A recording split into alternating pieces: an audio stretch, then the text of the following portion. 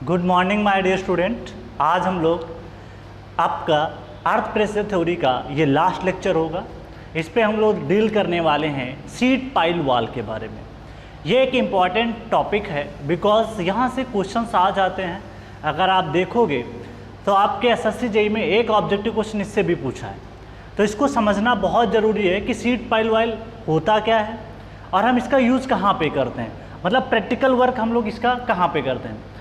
Actually इसका जो use होता है प्रैक्टिकल अगर वर्क आप देखोगे तो इसका यूज़ जैसे सपोज दैट कि आपने मान लिया कोई सीवर लाइन वगैरह बिछा रहे हो, तब के समय आप जब उसकी कटिंग करते हो तब ज़रूरत पड़ सकती है। अच्छा, दूसरी बात, अगर आप कोई वाटर सप्लाई लाइन बिछा रहे हो तब ज़रूरत पड़ सकती है, या फिर कोई आप रिवर ट्रेनिंग के लिए भी यूज़ कर सकते हो। आपको सपोज दैट कि रिवर इस डायरेक्शन में फ्लो हो रही है आपके डायरेक्शन की तरफ और रिवर को आपको दूसरे डायरेक्शन में मोड़ना है, पानी को इधर ले जाना है, तब भी सीट पाइल वॉल का यूज़ किया जाता है। ठीक है, तो मैं आपको पहले ये बता दूं कि इसका प्रैक्टिकल यूज़ क्या होता है, फिर आपको चीज़ें बेटर तरीके से समझ में आएंगी।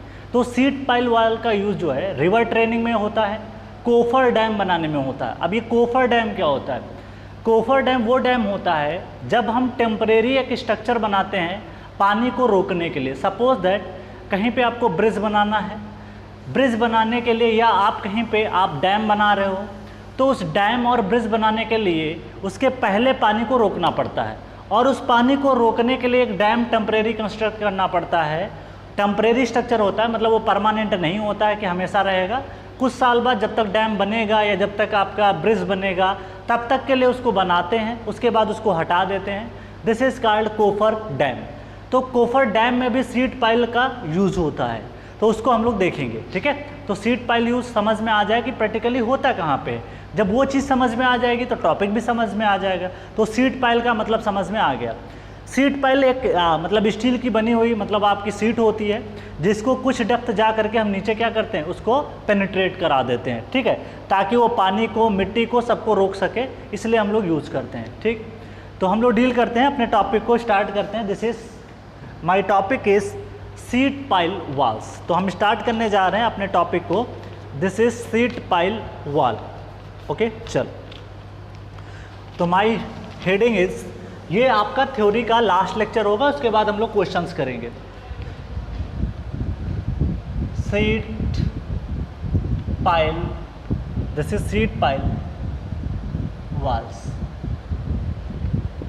ओके, पहले मैं सारे पॉइंट को मेंशन करता हूं, उस मेंशन करने के बाद में आपको एक एक पॉइंट में एक्सप्लेन करूंगा। Okay, that's clear.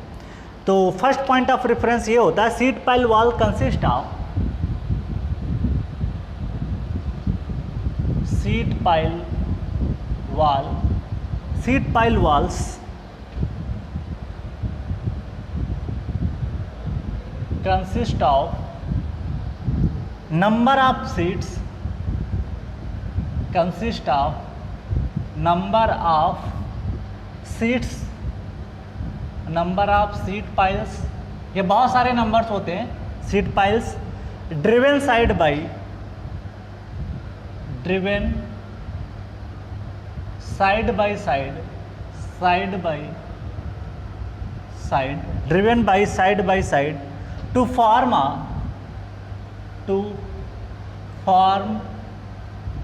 a continuous vertical wall, to form a continuous vertical wall, तो continuous vertical wall बनाता है into the medium, into the medium का मतलब यहाँ पे क्या हो सकता है, soil mass, soil mass which is used to retain, which is used to retain, which is used to retain the earth mass, the earth mass. Okay, चल, तो पहला पॉइंट क्या लिखा है इसको एक बार समझा देता हूँ, फिर आगे बढ़ता हूँ। एक सीट पाइल वॉल्स है consist of number of sheet piles driven side by side to form a continuous vertical wall into the medium soil mass which is used to retain the earth mass. ठीक है, इस तरीके से vertical walls होती हैं, समझ लो कुछ इस तरीके से वॉल्स रहती है, जिसको क्या करते हैं मिट्टी के अंदर हम लोग लगा देते हैं इस तरीके से। और ये क्या करता है, सपोज दैट कि मान लो इधर से पानी निकल रहा है, सपोज दैट ये रिवर पास हो रही है, पानी पास हो रहा है और इधर की सॉइल मास को आपको बचाना है, तो क्या करोगे, यहाँ पे एक सीट पाइल वॉल वर्टिकल लगा दोगे। ये एक तरीके से वर्टिकल मेंबर की तरह होता है। ऐसे एक यहाँ पे लगा दिया, फिर एक यहाँ पे लगा दिया, फिर एक यहाँ पे लगा दिया, फिर एक यहाँ पे लगा दिया, तो आप देखोगे कंटिन्यूअस वॉल की तरह वो बन जाता है। तो वही बात ये लिखी गई है, ये कंटिन्यूअस वॉल की तरह बिहेव करती है। ठीक है, तो इस तरीके से इसको बनाया जाता है। ओके, चलो अब हम लोग नेक्स्ट बात करते हैं। नेक्स्ट पॉइंट ऑफ डिस्कशन हमारा होता है, this is sheet pile walls are generally sheet pile walls are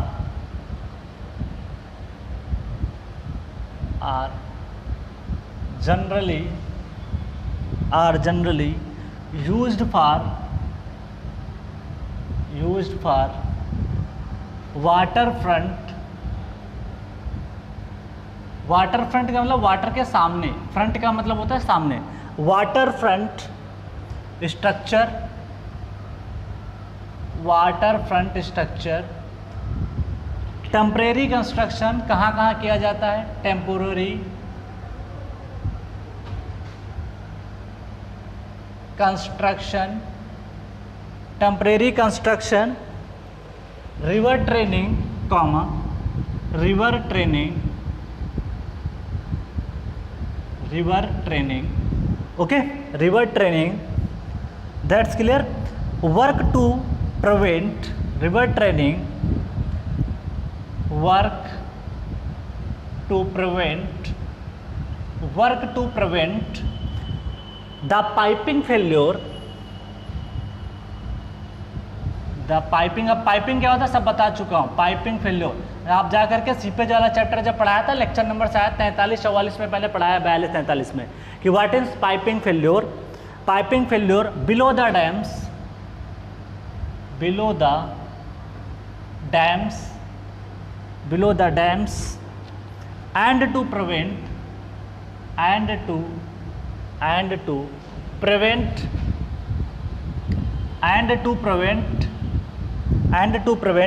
the wall of excavation,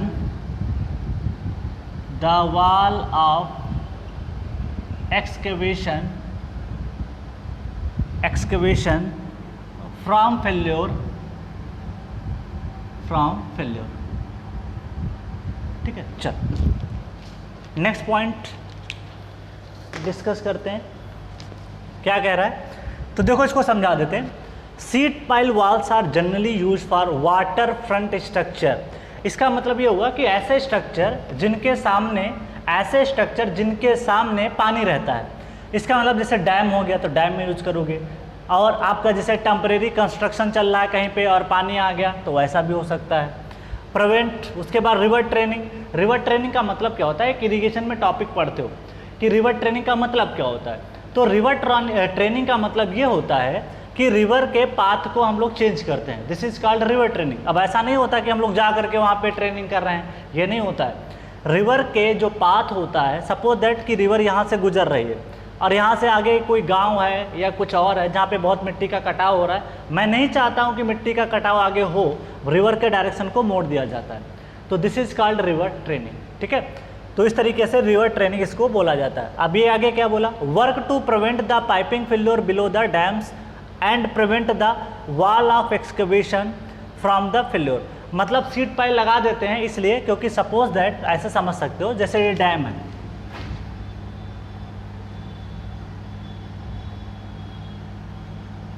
जैसे डैम है, ठीक, तो यहाँ पे सीट पाइल लगा देते थे हम लोग इस तरीके से। तो देख सकते हो पानी जो आएगा उसकी लेंथ अब बदल जाएगी इस तरीके से, और यहाँ पे आपका आकर होता था पाइपिंग फेल्योर, तो यहाँ पे हम लोग पिचिंग कर देते थे स्टोन की, इन्वर्टेड फिल्टर लगाते थे, याद है। और सपोज दैट कि ये पानी आपका इस साइड तक फिलअप है, पानी सीप करेगा ऐसे करके इस तरीके से। तो एक्चुअली क्या है, अगर मैं आपको एग्जिट ग्रेडियंट का फार्मूला पढ़ाया था, i exit gradient, head loss divide by length, अगर आप लेंथ बढ़ाते चले जाओगे, जो पानी है, अगर पानी को, जो भी वाटर है, वाटर को जितना ज़्यादा लेंथ ट्रेवल करना पड़ेगा उसका हेड लॉस उतना ही ज़्यादा होगा।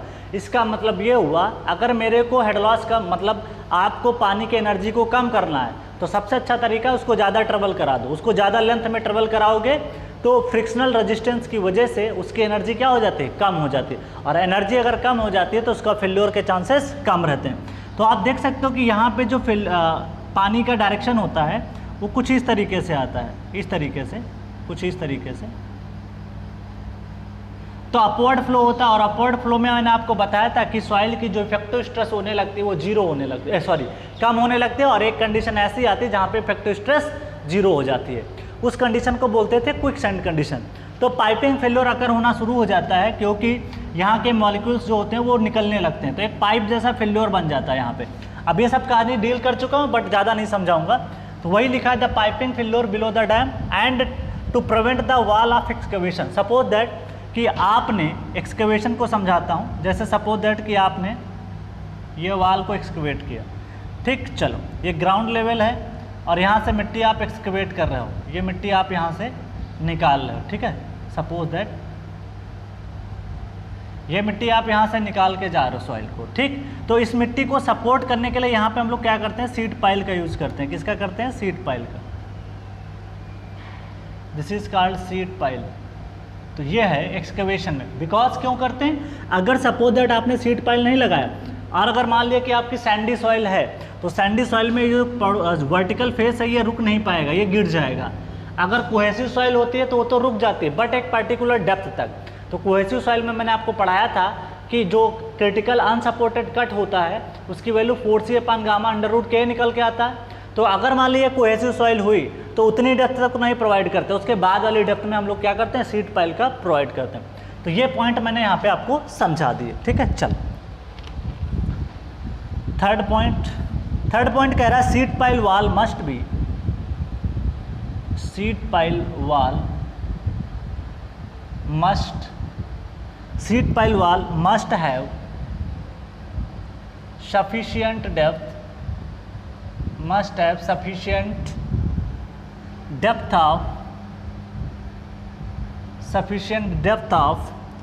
embedment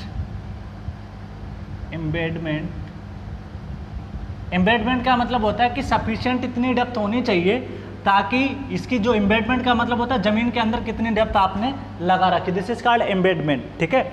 embedment that can be embedment to prevent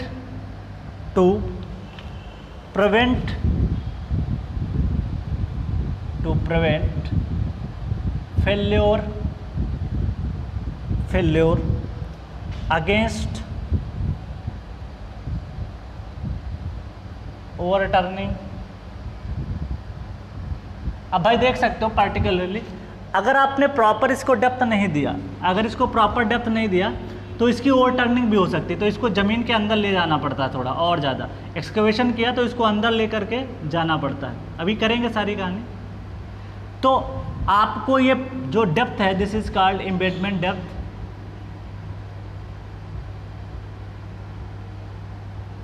embedment depth, तो ये डेप्थ एक की प्रॉपर होनी चाहिए क्योंकि अगर मान ली इधर की सॉइल क्या करेगी, इसके ऊपर प्रेशर लगाते हैं।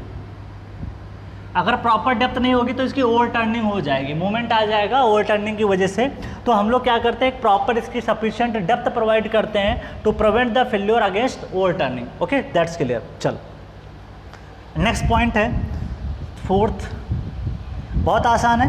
Seed pile may be following type, sheet pile may be following type. अब देखो क्या होता है कि हमारी कंडीशन कैसी है फील्ड में, उस पर डिपेंड कर जाता है कि किस टाइप का आपको सीड पाइल चाहिए, कैंटिलीवर चाहिए, एंकर टाइप चाहिए, किस टाइप का चाहिए, तो उसको मैं मेंशन करता हूँ। तो this is first type, cantilever seed pile. इसका यूज़ बहुत किया जाता है, कैंटिलीवर सीड पाइल। तो ये एक नाम है, एग्जाम में पूछ लेता है। दूसरा कैंटिलीवर के बाद आता है एंकर्ड सीट पाइल। तो ये भी नाम इंपॉर्टेंट है, एंकर्ड सीट पाइल। एग्जाम में यही पूछ लेगा कि इनमें से कितने टाइप का होता है, तो आपको आना चाहिए। तीसरा टाइप आपको दिया है, this is braced sheeting. Braced sheeting, brace sheeting. जो ब्रेस सीट पाइल होता है या सीटिंग पाइल या इसको ब्रेस सीट पाइल बोल सकते हो, इसमें दो तरीके का होता है, एक सैलो होता है और एक आपका निकल के आता है डीप। दो तरीके का होता है, यहीं पे एक्सप्लेन कर देता हूँ, आगे ज़्यादा टाइम नहीं वेस्ट करना है। एक सैलो होता है ब्रेस सीट पाइल और एक होता है डीप। सैलो में when the depth of cut is less than 6 metre, objective question बना सकता है when the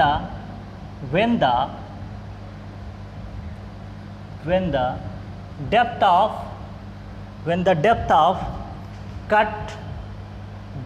cut less than 6 metre, और इसमें है व्हेन द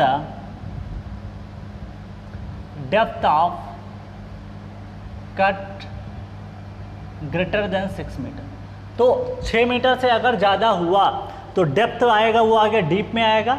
अगर आपका 6 मीटर से ये कट, जो कट आप देख रहे हो, दिस इज सीट पाइल जो लगाएंगे हम लोग, ब्रेसिंग सिस्टम करेंगे, तो ये डेप्थ अगर आपको दिखाई पड़ रही है, अगर 6 मीटर से कम होगी तो सैलो में कंसीडर किया जाएगा। अगर ये डेप्थ आपकी ज़्यादा हो जाती 6 मीटर से है, तो इसलिए ध्यान रखना पड़ेगा आपको कि उसको आप डीप में कंसीडर करोगे। सैलो की डिज़ाइनिंग अलग तरीके से होती है और डीप की डिज़ाइनिंग अलग तरीके से होती है, तो वो डिपेंड कर जाता है आपकी कंडीशन पे। ओके, चल अब एक बार एक्सप्लेन करते हैं, पहले आप इसको लिखिए, उसके बाद में मैं एक्सप्लेन कर देता हूँ। मेरा सीट पाइल है पहला number, this is cantilever seat pile. तो पहले आप इसको कॉपी करें, उसके बाद में मैं एक एक चीज़ करके, पहले तो मैं समझूंगा क्योंकि इस पे गेट में, ईएस में, सिविल सर्विसेज में सब में क्वेश्चन पूछे गए हैं, तो इसको समझेंगे कैंटिलीवर सीट पाइल होता क्या है, डिज़ाइनिंग कैसे होती है, सारी बातों का मतलब निकालेंगे। ठीक है, तो कॉपी दिस, फिर आगे बात करते हैं। चल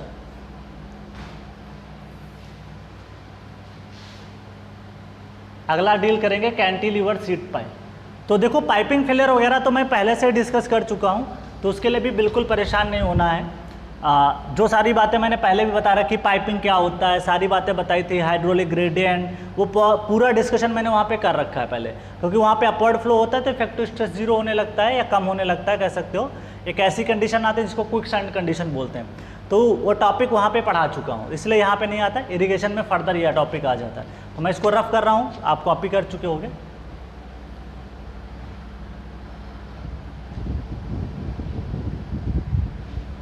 चलो आगे बढ़ते हैं।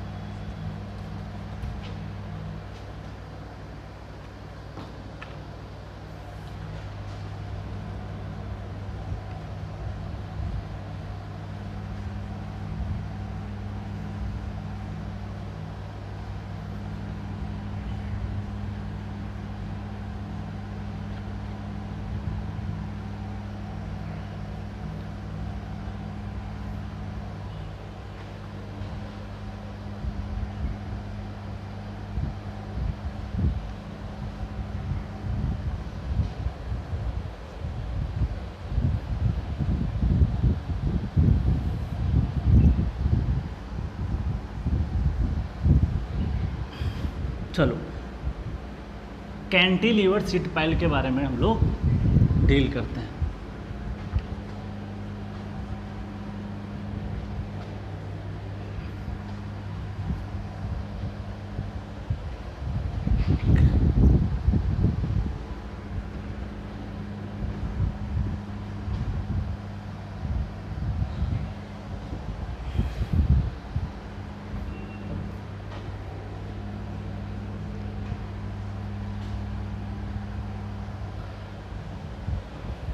चलो स्टार्ट करते हैं। दिस इज़ माई कैंटिलीवर जो सीट पाइल है, इसके बारे में डिटेल एनालिसिस करते हैं, बिकॉज यहाँ से क्वेश्चंस आ चुके हैं। ठीक है, तो आप देखोगे प्रीवियस ईयर क्वेश्चन उठा के देख लो एक बार, तो वहाँ पे कैंटिलीवर पाइल का, सॉरी सीट पाइल का क्वेश्चन पूछा गया। चल तो दिस इज फर्स्ट कैंटिलीवर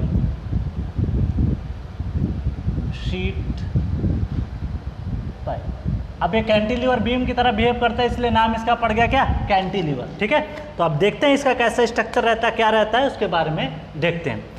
तो सबसे पहले एक काम करते हैं, सारे पॉइंट को मेंशन कर देते हैं, फिर डायग्राम के फॉर्म में उसका डेरिवेशन भी करा देते हैं, कैसे क्वेश्चंस आते हैं, सारे के बारे में डील करते हैं। ओके, चल। तो फर्स्ट पॉइंट ऑफ डिस्कशन कह रहा है कि overturning of sheet pile, overturning of sheet pile, overturning of sheet pile in actual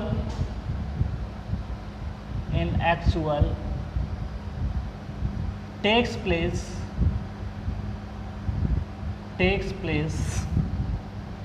about pivot point। Pivot का मतलब होता है धुरी, जिसके अबाउट इसको पॉइंट ओ मानते हैं। इन एक्चुअल में तो पॉइंट ओ के अबाउट होता है, बट फॉर एनालिसिस सिंप्लिसिटी के लिए हम लोग क्या करेंगे, इसको अलग पॉइंट पे मानते हैं। अगर इस पॉइंट के अबाउट एनालिसिस करोगे तो काफ़ी कॉम्प्लेक्स एनालिसिस होता है और उस पर क्वेश्चन भी नहीं आते हैं। क्वेश्चन जो निकल के आते हैं, ध्यान रखिएगा, एग्जाम में आपसे एक्चुअल पूछेगा तब उसका ध्यान रखना है, और अप्रॉक्सीमेट पूछता है तो उसको ध्यान रखना है। तो this is in actual takes place about a pivot point O, hence sheet pile is subjected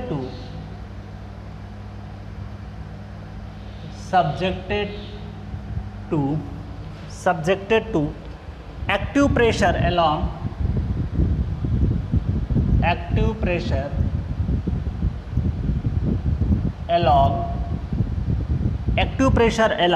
the section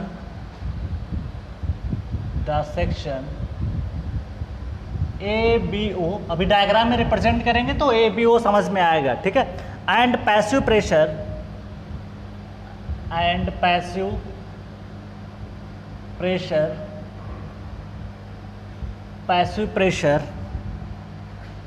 along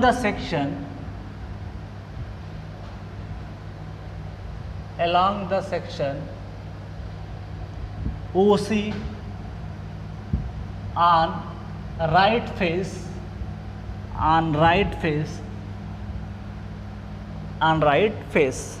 ठीक है, चल। दूसरा point, it is also subjected to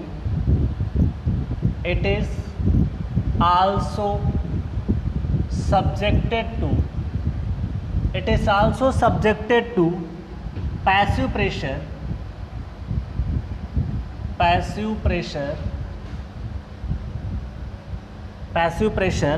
along the section BO,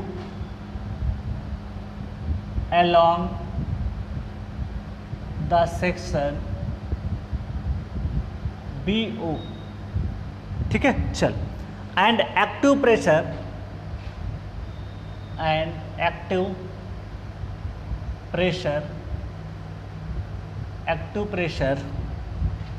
along the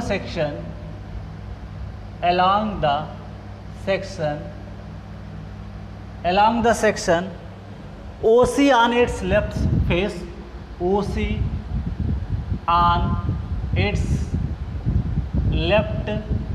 face, ठीक है, चल।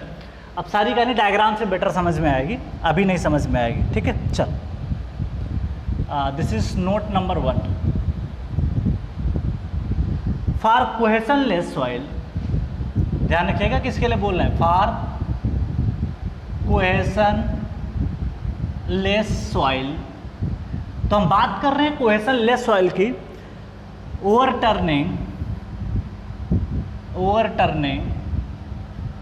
overturning is assumed about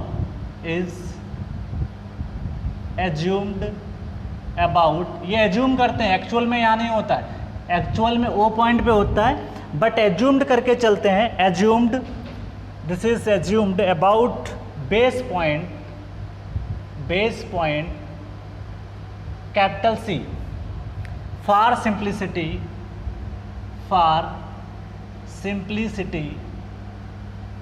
simplicity in calculation तो हम simplicity के लिए इसको पॉइंट पे कहाँ पे लेते हैं, बेस पे लेते हैं, ठीक है। चल, क्योंकि देखिए क्या है, किस पॉइंट के अबाउट लेना है मैं बताऊंगा, इसका रीज़न क्या है, क्यों हम लोग सिंप्लिसिटी के लिए इसको लेते हैं अबाउट द बेस, क्यों नहीं हम लोग लेते हैं पॉइंट ओ के अबाउट, इसके पीछे रीज़न है, ठीक है। चलो, तो this is calculation, hence in such case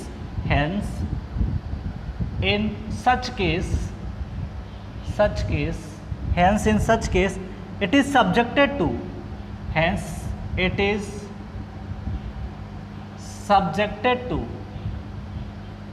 subjected to active pressure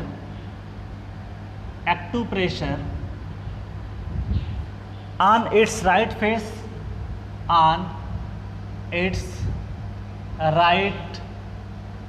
face ABC, and passive pressure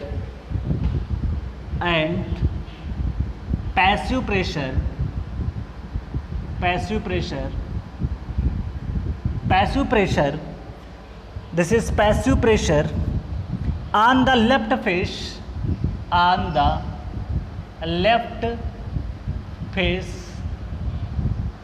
BC below the dredge line. अब ये ड्रेज लाइन क्या होती है अभी समझाऊंगा। ड्रेज लाइन ये इंपॉर्टेंट है टर्म, ड्रेज लाइन। ओके, चल क्लियर है। चल अब सारा एनालिसिस करते हैं हम लोग हैं, चीज़ें कैसी चेंज होती हैं क्या है। अब देखो इसी चीज़ को समझाना है, तो इन एक्चुअल में जो होता है, पहले हम इसको बना के दिखा देते हैं एक्चुअल में होता क्या है, फिर हम इसका एनालिसिस करते हैं, ठीक है। क्योंकि एक्चुअल में और प्रैक्टिकल में दोनों में क्या अंतर है उसको मैं यहाँ पे एक्सप्लेन कर देता हूँ। तो मान लेते हैं कि यहाँ पे मैंने इसको, ये है आपका सीट पाइल, ठीक, ये एक तरीके का सीट पाइल है। यहाँ पे आपकी इस पॉइंट पे इसको बोलते हैं ड्रेज लाइन। जो ग्राउंड के नीचे आप एम्बेडमेंट करते हो उसको बोलते हैं ड्रेज लाइन। तो नीचे सॉइल मास है, इसको हम लोग बोल देते हैं दिस इज ड्रेज लाइन, ठीक। चल ओके, तो पॉइंट का नाम दे देते हैं दिस इज ए, ये पॉइंट बी है, इस पॉइंट का नाम सी, ए बी सी। पहले एक पॉइंट करके डील करना है। देखो एग्जाम में क्या पूछेगा उसको ध्यान रखिएगा। अगर एक्चुअल में पूछा तो उसका आंसर कुछ और होगा, अगर उसने अप्रॉक्सीमेट पूछा तो उसका आंसर कुछ अलग होगा। Overturning of sheet pile in actual takes place about point O. वो पॉइंट एक्चुअली कहाँ पे होता है, ये पॉइंट आपका एक्चुअली यहाँ पे कहीं पे होता है, वो पॉइंट, ठीक है। Is subjected to a active pressure the section A B O. Actually में जो होता है वो एक्टिव अर्थ प्रेशर यहाँ पे ऐसा होता है, जैसे ये जो प्रेशर मैं डॉट डॉट करके बना रहा हूँ कुछ इस तरीके से, तो ये है एक्चुअली में यहाँ पे सब्जेक्ट करता है, this is P A, actually मैं बता रहा हूँ, ठीक है। P A active earth pressure होता है अलोंग द सेक्शन, तो ये समझ में आ गया A B O, and passive earth pressure along the section O C. तो पैसिव अर्थ प्रेशर जो होता है वो आपका इस तरीके से निकल के आता है, ठीक है। This is passive earth pressure,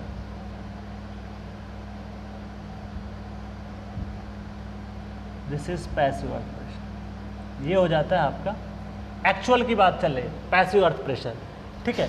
या एक काम कर सकते हो, इसको उधर बना दो, कोई फ़र्क नहीं पड़ता। एक काम करते हैं, इसको इस साइड बनाओ। अभी आपने बनाया नहीं होगा तो मैं इसको क्लियर करके बता देता हूँ। ऐसा कर लो, इसको दूसरे साइड बना देते हैं, ठीक है। ऐसा कर लेते हैं, इसको इस तरीके से बनाते हैं, इधर एक्टिव कर दिया, कोई फ़र्क नहीं पड़ता है। ए बी ओ तो इसके ऊपर पॉइंट है तो कहीं पे भी मान सकते हो। तो इसने बोला है ना, चलो, तो इसने बोला है कि जो प्रेशर है passive along the section ocean right face, तो सही बना रहे थे, कोई दिक्कत नहीं है। वो गलती से पॉइंट सही लिखा है मैंने, इधर ही बना दूँ, मैं ध्यान नहीं आया उसको, मैंने इधर ही बना दिया। चल, उसने बोल रखा है यहाँ पे ध्यान दो, ओशियन राइट फेस, तो राइट फेस इसका कौन सा हो जाएगा, ये वाला फेस। तो पैसिव जो है ना आपका डायग्राम वो कुछ इस तरीके से आ रहा है, दिस इज पैसिव, पैसिव। ओ यहाँ पे दिखाओ, this is PP, passive earth pressure. ठीक है, तो active earth pressure along the section ABO left side से लगेगा और पैसिव लगेगा राइट साइड से, तो ये हो जाएगा आपका एक्टिव, दिस इज पी, ये हो जाएगा लेफ्ट साइड,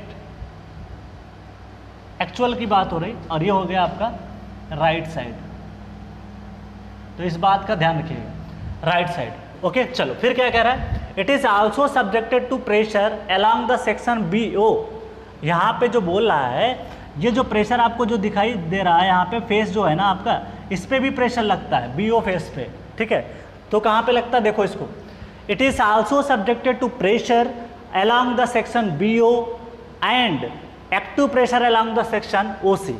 मतलब ये जो सेक्शन है इस पे भी आपका एक्टिव प्रेशर और निकल के आता है, तो इस पे भी लगता है, तो इसको अलग से आप बना सकते हो कि इस पे एक्टिव अर्थ प्रेशर काम करता है। तो एक्चुअली क्या है, इतना कॉम्प्लेक्स हो जाता है, कहीं एक्टिव आ जाता है, कहीं पैसिव आ जाता है, उस एनालिसिस को करना बड़ा टिपिकल होगा। अब देखो क्या हो रहा है, कहीं एक्टिव काम कर रहा है तो कहीं पैसिव काम कर रहा है, फिर आधे रीजन में एक्टिव काम कर रहा है, तो आपका एनालिसिस बहुत कॉम्प्लेक्स हो जाएगा। इसलिए इस चीज़ को हम लोग नहीं मानते हैं। हम लोग क्या करते हैं, एज्यूम कर लेते हैं इसको अलग तरीके से। तो वही चीज़ ये कह रहा है कि हम लोग मान के चलते for cohesionless soil overturning is assumed about the base point for simplicity in calculation, hence in such case it is subjected to active earth pressure on its right side. मतलब ये जो फेस है एबीसी, इधर आपका active earth pressure काम करेगा। अच्छा, और पैसिव अर्थ प्रेशर जो काम करेगा वो बिलो द रिज लाइन। तो रिज लाइन जो आपने देख रखा है ये आपका पैसिव काम करेगा। तो प्लीज़ इसको समझने के लिए बस इतना ध्यान रखना, अगर एग्जाम में एक्चुअल पूछा है तो सारी लैंग्वेज बना के देगा कि ये लेफ्ट साइड पे एक्टिव है, राइट साइड में यहाँ पैसिव है, इस तरीके से बना के देगा, बट ऐसे क्वेश्चन पूछता नहीं है। ठीक है, जो एनालिसिस है वो इंपॉर्टेंट है, इसके चक्कर में ज़्यादा दिमाग नहीं लगाना है। बस इतना ध्यान रखना कि वो एक्चुअल पूछा है या अप्रॉक्सीमेट पूछा है। अप्रॉक्सीमेट पूछेगा तो इस साइड में क्या माना, एक्टिव माना, और इस साइड में ड्रेस लाइन के नीचे पैसिव माना। इसी को हम लोग एनालिसिस करेंगे। तो आगे बढ़ते हैं, पहले आप इसको लिख लें, उसके बाद में सारी चीज़ें हम समझाते हैं। ठीक है, एक्चुअली ये क्या है, टॉपिक इतना कॉम्प्लेक्स हो जाता है, कई बार है कि आपको समझने में दिक्कत आएगी। इसको बीटेक लेवल पे भी नहीं समझा जाता है, मतलब बीटेक लेवल पे भी आपको जो चीज़ें हैं वो अप्रॉक्सीमेट एनालिसिस की गई हैं। ऐसा नहीं है कि वो एक्टिव और पैसिव दोनों साइड में मान के एनालिसिस किया गया, वो एनालिसिस आपका टफ हो जाएगा, टाइम वेस्टिंग होगा।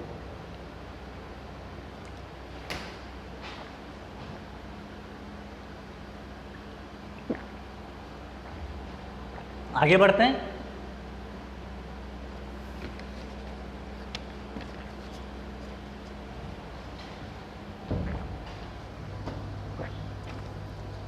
चलो, इस डायग्राम को बनाना चाहो तो बना सकते हो, बट नहीं, ज़रूरत नहीं है, इतना ज़्यादा कॉम्प्लेक्स हो जाएगा। बस ध्यान रखिएगा जो बात लिखी गई है उसी को समझ लीजिएगा। अब हम लोग जो है अप्रॉक्सीमेट जो माना है, एज्यूम किया है, उसके अकॉर्डिंग हम लोग एनालिसिस करेंगे।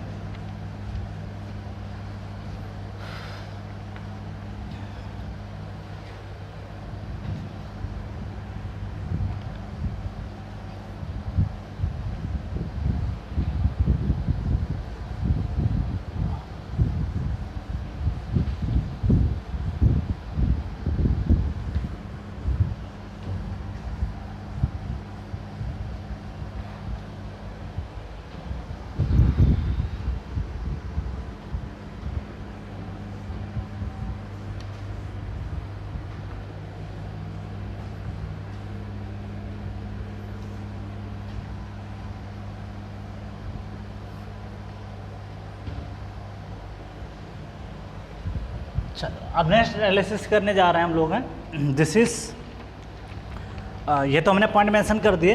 अब चलो अप्रॉक्सीमेट एनालिसिस करते हैं। ठीक है, ये इंपॉर्टेंट है। तो दिस इज अप्रॉक्सीमेट एनालिसिस। चलो, तो this is approximate analysis. Approximate analysis. अब आपके पास सारे पॉइंट मेंशन है, मैं तो रफ कर चुका हूँ, और उस पॉइंट से आपको खुद ही समझ में आ जाएगा। देखिए क्या है, इस तरीके से आपके पास ये है, आपके पास सीट पाइल जो कि कैंटिलीवर का एनालिसिस कर रहे हैं हम लोग।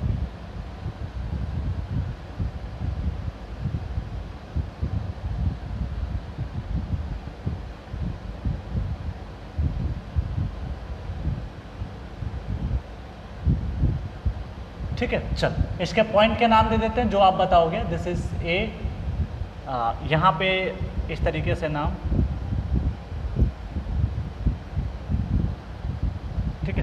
ये सॉइल मास है यहाँ पे नीचे की तरफ, ये बेस है, ए पॉइंट माना, इसको बी माना, इसको सी माना, कहीं बीच में पॉइंट आपका ओ रहता है, दिस इज ओ। ठीक, इसके अबाउट मेरे को मोमेंट नहीं लिखना है। जब अप्रॉक्सीमेट एनालिसिस किया तो उसने माना कि ए बी सी जो फेस है उस पर आपका जो प्रेशर निकल के आता है वो एक्टिव कंडीशन है। तो फिर मैं इसको ड्रा करूँगा। अब हमारा जो मोमेंट होगा इस तरीके से, बट एक्चुअल में अगर आप देखोगे तो हमारा जो मोमेंट निकल के आता है, जो डिफ्लेक्टेड प्रोफाइल होती है वो इस पॉइंट के अबाउट होती है एक्चुअल में। एक्चुअल में तो ये होना चाहिए, एक्चुअल में आपका मोमेंट कुछ ऐसा ही होगा समझने के लिए, बट ज़रूरी नहीं है। ठीक है, तो इसको रफ करो, क्योंकि देखिए मैं बता रहा हूँ बस समझने के लिए, इसको ज़्यादा कॉम्प्लेक्स मत करो। इस पॉइंट के अबाउट इसका क्या होता है, डिफ्लेक्शन होता है। ठीक है, वो टर्निंग होती है, इस पॉइंट के अबाउट रोटेट कर जाता है। बट अप्रॉक्सीमेट एनालिसिस लेना तो मैं मान के चल रहा हूँ इस पॉइंट के अबाउट आपका रोटेशन होगा। तो एक्टिव अर्थ प्रेशर को हम लिखेंगे, इसकी जो एम्बेडमेंट डेप्थ है एग्जाम में यही पूछता है, तो दिस इज कॉल्ड डी, और जो ये हाइट है दिस इज कैपिटल एच। ठीक, चल एक काम करते हैं, इसको ड्रा करते हैं। दिस इज, ये है आपका एक्टिव अर्थ प्रेशर। ओके, चल आप बताओ ये वैल्यू अब कितनी हो गई। आप बताओ यहाँ पे टोटल जो हाइट हो गई, देखो ये एच हाइट है, ये एम्बेडमेंट डेप्थ बोलते हैं, डी को बोलते हैं, this is D is embedment depth. ठीक, चल ये तो कहानी क्लियर हो गई आपको। ओके, इसको बोलते हैं ड्रेज लाइन, ये इंपॉर्टेंट है, ड्रेज लाइन। ठीक है, जितना डेप्थ नीचे रहता है this is called dredge line. ठीक है, आपको रोकना है, सपोज दैट सॉइल मास को रोकना है, तो हम लोग क्या करते हैं, ये सॉइल मास को आपको रोकना है, इधर पूरा बैकफिल रहता है, ये ग्राउंड है, दिस इज ग्राउंड है, इस तरीके से है। तो आप लोग क्या करोगे पता है, प्रैक्टिकली गांव में भी दिखाई पड़ता है ये चीज़। कैसे, आपको इस वाली मिट्टी को रोकना है, आप जा करके कैंटिलीवर सीट पाइल लेके आए, लगा दिए, बट इधर से भी सपोर्ट होना चाहिए ना, आप इधर से तो लगा दो, कैंटिलीवर है, ध्यान रखिएगा, रिटेनिंग वॉल नहीं है, कैंटिलीवर है, क्योंकि रिटेनिंग वॉल का बिहेवियर अलग तरीके से रहता है और कैंटिलीवर का बिहेवियर अलग तरीके से रहता है। क्योंकि जब रिटेनिंग वॉल पड़ते तो इधर भी मिट्टी सपोर्ट करती थी, कैंटिलीवर के केस में यहाँ सपोर्ट नहीं, सिर्फ इतना ही डेप्थ हम लोग कर रहे हैं, इसीलिए इसका नाम पड़ गया कैंटिलीवर। बिकॉज यहाँ पे एक जॉइंट फिक्स की तरह बिहेव करेगा, बिकॉज ये मिट्टी के अंदर है, इधर का पोर्शन डिफ्लेक्ट हो सकता है, इसलिए कैंटिलीवर बीम कैसी होती है, ऐसी तो होती है कुछ, ये लोड हो गया तो सारा का सारा लोड यहाँ पे ज़्यादातर काम करेगा, और ये इसके अबाउट रोटेट हो सकता है, ये जॉइंट है, तो कैंटिलीवर में भी डिफ्लेक्टेड प्रोफाइल कुछ ऐसे आती थी, अब इसकी भी डिफ्लेक्टेड प्रोफाइल कुछ ऐसे ही आएगी। ये फिक्स जॉइंट की तरह काम करेगा नीचे का पॉइंट, ये फ्री एंड की तरह काम करेगा, तो this is called cantilever. Okay, चल बोला है ये यहाँ पे एम्बेडमेंट डेप्थ को मैं थोड़ा नीचे कर देता हूँ, एम्बेडमेंट डेप्थ। चल यहाँ पे पैसिव अर्थ प्रेशर आएगा, this is passive earth pressure, और डी डेप्थ है तो इसको रिजल्टेंट काम करेगा, दिस इज पी पी। कितने डेप्थ पे काम करेगा, अगर इसका पैसिव अर्थ प्रेशर ये ट्रायंगुलर डायग्राम है तो इसका सेंट्रॉइड काम करेगा d/3 पे, तो this is depth, this is Z bar d/3। यहाँ पे आ जाओ, इस कंडीशन में इस फेज पे आप देखोगे जो टोटल डेप्थ होगी वो आपकी हो जाएगी h+d के बराबर हो जाएगी। तो इस केस में अगर आप देखोगे h+d का अगर वैल्यू हम निकाल के देखें तो नेट रिजल्टेंट कहीं यहाँ पे काम करेगा, पैसिव तो यहाँ पे काम करेगा, ये है net resultant, this is P, और जो ये डेप्थ होगी this is Z bar, this is h+d/3, इसको बोलोगे h+d/3। ओके, चलो इसका प्रेशर अगर एक्टिव है तो लिख सकते हो K गामा h+d। हम मान के चल रहे हैं जो सॉइल है, कल को एग्जाम में पता है आपको कुछ चेंज करके दे देगा, कह देगा इधर की सॉइल अलग है, इधर की सॉइल अलग है, तो इसका गामा अलग आपको लिखना पड़ेगा। तो आपको इस बेस की प्रेशर के इंटेंसिटी लिखनी है पैसिव केस में, तो Kp इंटू गामा इंटू क्या लिखोगे, डी लिखना पड़ेगा आपको, क्योंकि यहाँ पैसिव है तो Kp लिखना पड़ेगा। और डील कर रहे हैं ये एनालिसिस कोहेशन लेस के केस में, कोहेशन लेस का ही पूछता है, कोहेसिव का न्यूमेरिकल नहीं आएगा क्योंकि बहुत कॉम्प्लेक्स हो जाता है, कोहेशन लेस ही पूछते हैं। क्योंकि देखिए क्या है यार, कोहेशन लेस सॉइल को ही तो सपोर्ट देना पड़ता है, कोहेसिव सॉइल को सपोर्ट ज़्यादा देने की जरूरत पड़ती ही नहीं है क्योंकि वो सेल्फ सपोर्टिंग होती है, इस वजह से ज़्यादातर ये जो डीलिंग होती है वो कोहेशन लेस सॉइल के साथ होती है। तो ये बेस पे इंटेंसिटी जो होगी वो के P into gamma into D हो जाएगा, सेंट्रॉइड डी बाई 3 होगा, ये इंटेंसिटी होगी के into gamma into H plus D हो जाएगा, और जो कि आपका Z bar H plus D by 3 पे काम करेगा। आ जाओ अब हम लोग करते हैं, यहाँ पे मेरा जो मेन पर्पज़ होता है इस डिज़ाइनिंग का, वो मेन पर्पज़ ये निकल के आता है कि भैया कितनी डेप्थ तक इसको इम्बेटमेंट करें, कितनी डेप्थ लगाएं, क्योंकि पैसा लगता है इसमें भी। क्यों? क्योंकि इधर से मिट्टी आपको लगानी पड़ेगी, कॉम्पैक्ट करनी पड़ेगी, सारा काम करना पड़ता है। तो इम्बेटमेंट डेप्थ आपके लिए इंपॉर्टेंट हो जाती है, क्योंकि कितना डेप्थ आपका मटेरियल सपोर्ट होगा उस पर डिपेंड करेगा। तो सबसे पहले मेरे को निकालना है कैलकुलेशन फॉर, इसने जो नेक्स्ट पॉइंट मेंशन करना है, this is minimum depth of embedment आप सीट पाइल। बहुत आसान है, आपको बेंडिंग मोमेंट की इक्वेशन आनी चाहिए। Seat pile, this is D minimum can be calculated as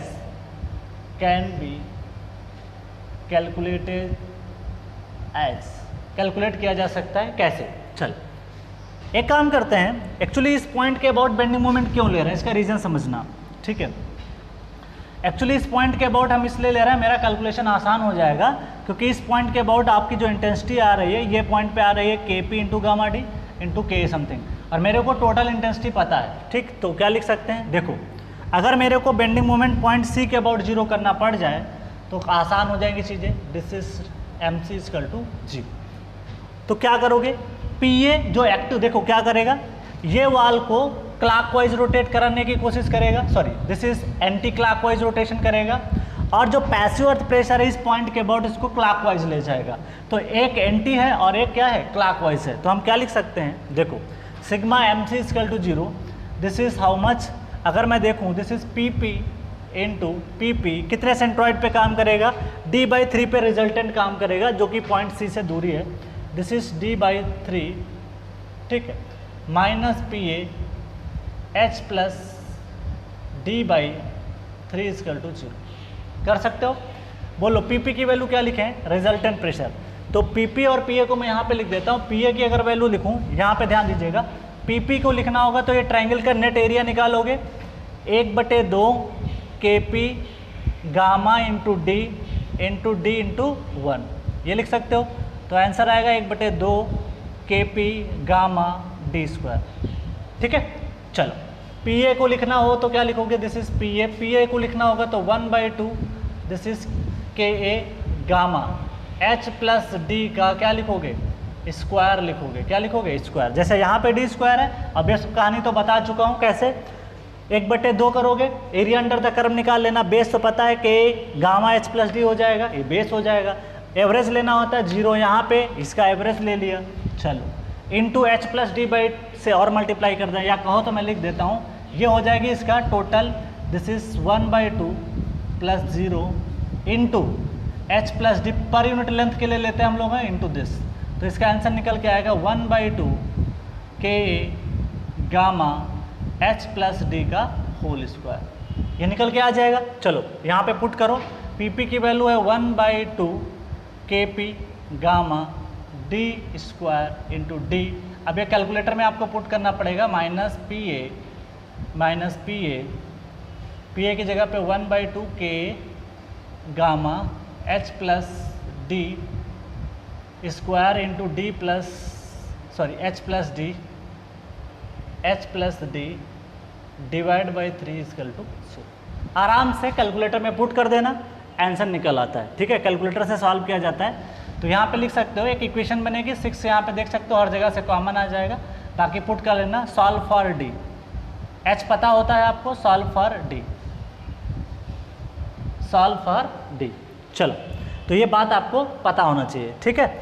आपको ये पता रहेगा कि ग्राउंड से कितना नीचे गया ये, तो यही आपको निकालना होगा। ऐसे तो पता नहीं कर पाओ, क्योंकि ऊपर से हम लोग क्या करते हैं, उसको पेनिट्रेट करते हैं, इस शीट पाइल के ऊपर हम लोग लोड लगाते हैं, तो कितना डेप्थ नीचे जा रही है मेजर करना मुश्किल होता है। कैसे निकालोगे, सबसे अच्छा तरीका ये तो पता होगा आपको, प्रैक्टिकली मेजर भी कर सकते हो। कैसे, आपको पता होगा कि इस ग्राउंड से कितना ऊपर आपका कैंटिलीवर शीट पाइल है, तो इसको देख के बता लोगे, ये मेजर कर लोगे आप, ये तो पता रहेगा आपको। पता क्या नहीं रहेगा, डी नहीं पता रहेगा, तो सॉल्व फॉर डी करोगे तो डी यहाँ से क्या हो जाएगा, कैलकुलेट कर लोगे, ठीक है। तो सॉल्व फॉर डी मिनिमम, कितना मिनिमम डेप्थ देना चाहिए। अगर फैक्टर ऑफ सेफ्टी दिया तो क्या करोगे, कई बार एग्जाम में आपको फैक्टर ऑफ सेफ्टी भी दे देगा। इफ, दूसरा case, if factor of safety, factor of safety, if factor of safety is given, अगर आपको फैक्टर ऑफ सेफ्टी भी दे दिया है तो क्या करोगे। अगर आपको फैक्टर ऑफ सेफ्टी दिया होगा तो आप बताओ फैक्टर ऑफ सेफ्टी की डिफिनीशन क्या होती है। फैक्टर ऑफ सेफ्टी मेरे को यहाँ पे दो मोमेंट काम कर रहे हैं, देखो एक्चुअली क्या है, यहाँ पे पैसिव अर्थ प्रेशर काम कर रहा है, एक्टिव अर्थ प्रेशर काम कर रहा है। तो अगर मैं यहाँ पे फैक्टर ऑफ सेफ्टी होता क्या, फैक्टर ऑफ सेफ्टी होता है resisting moment upon working moment. तो फैक्टर ऑफ सेफ्टी को लिखा जा सकता है, this is called resisting, this is next heading कह रहा है, this is resisting, this is resisting moment divided by overturning moment,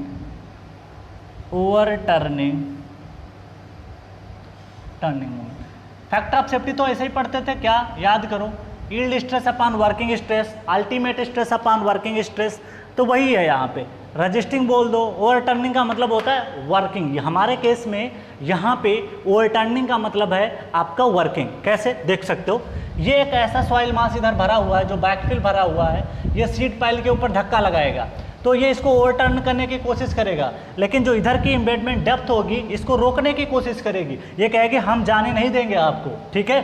तो ये हो जाएगा रजिस्टिंग और ये हो जाएगा ओवरटर्निंग। अगर मान लिया आपका बैलेंसिंग में क्या हो जाएगा कि अगर आपका ये वैल्यू आपस में, अगर पैसिव वाला वैल्यू ज़्यादा निकल के आ जाता है, पैसिव मोमेंट रजिस्टेंस ज़्यादा निकल के आएगा तो हमारा सेफ रहेगा, अगर मान लिया ये ज़्यादा आ गया तो हमारा अनसेफ रहेगा। तो इसकी सेफ्टी हम लोग यहाँ से डिसाइड करते हैं। रजिस्टिंग क्या लिखोगे, रजिस्टिंग मोमेंट में अगर आप देखोगे तो दिस इज पैसिव मोमेंट, तो इसको हम लोग लिख सकते हैं this is P P into D by 3।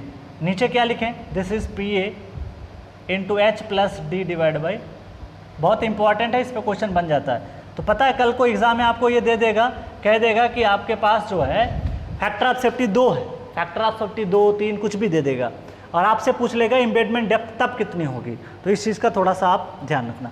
बाकी पीपी की वैल्यू कहो तो पुट कर देता हूँ, बाकी ज़रूरत तो है नहीं। 1/2 KP gamma into D square into D by 3 divide by 1/2 K gamma, this is क्या आया था, H प्लस डी का whole square into H plus D divide by 3। अब एग्ज़ाम में आपको फैक्टर ऑफ सेफ्टी देगा तो आप आराम से वहाँ पे वैल्यू उसको पुट कर सकते हो।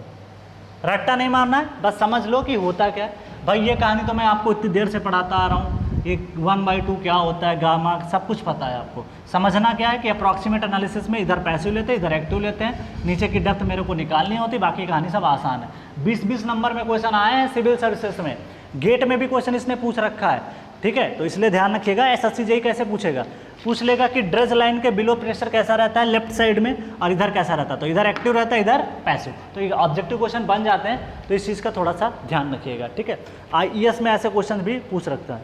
तो सॉल्व फॉर यहाँ पे जो लिख सकते हो, this is solve for D safe, तो यहाँ पे डी सेफ अब निकालना पड़ेगा, डी आपको सेफ निकालना पड़ेगा, ठीक है। चलो तो आप इसको पहले कॉपी करो, फिर मैं अगला केस बताता हूँ। कॉपी दिस, फिर हम नेक्स्ट पार्ट डील करते हैं। पहले इसको आप लिख ले, उसके बाद में हम सारी बातों को डिस्कस करेंगे, ठीक है। चलो ये केस तो हो गया, नेक्स्ट केस करना है। अगर कोहेसिव सॉइल हुई तब क्या करोगे, तो मैं इसको रफ कर रहा हूँ फ्रेंड्स। चलो तो फैक्टर ऑफ सेफ्टी आपको एग्जाम में देगा तो परेशान होने की ज़रूरत नहीं है, ठीक। चलो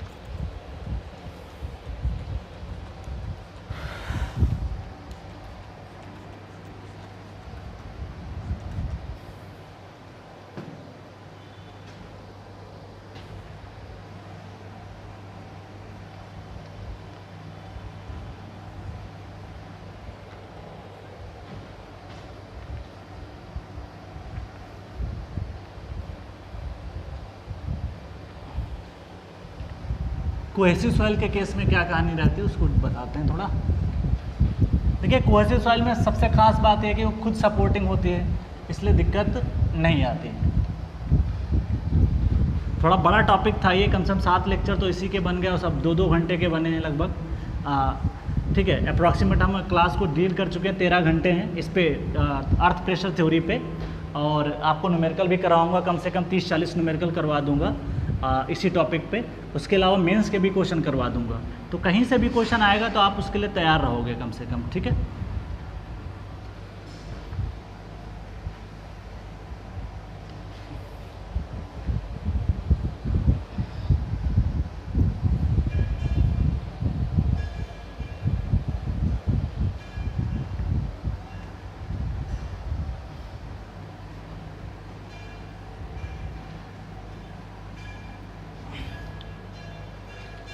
तो नेक्स्ट केस हमारा है, अगर मान लिया मेरी सॉइल जो है कोहेसिव सॉइल है, तब क्या करोगे, तो उसको देख लेते हैं। For cohesive soil, this is note number 2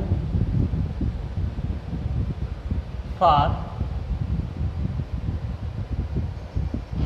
cohesive soil. For cohesive soil, overturning of sheet pile is assumed for cohesive soil.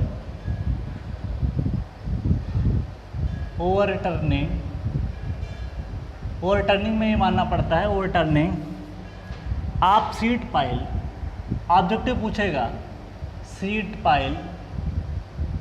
Pile is assumed about